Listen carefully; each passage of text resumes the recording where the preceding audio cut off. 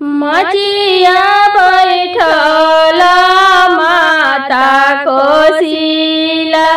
सुना बेटा राजा हमर सुना बेटा राजा हमर आपन धनी बेटा नैहर पहुँचाव कैले हु दोसर बिया कैले हु दोसर बिया एतना वचन जब सुनेले श्री राम दुल्हा सुनाया वचन हमर आमा से पूछे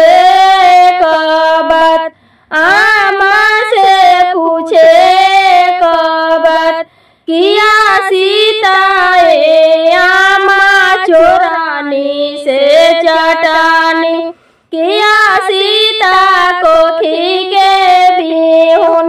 किया सीता कोखी के बिहुन कौन अक्षर अंग लगाई मोरो आमा तब करब दोसर बिया तब करब दोसर बिया मचिया बैठल बोले सासु मादाग्रीना सुन बहुआ राजा हमर सुन बहुआ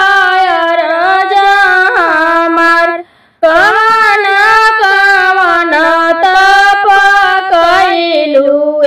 बहुआ स्वामी मिलले श्री राम स्वामी मिले चतुर चालक स्वामी मिले चतुर चालक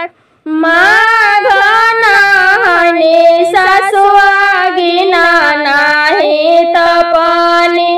सहिले जेठावा के घाम सहिले जेठावा के घाम जब हमारनी सासु अपना नई हरावा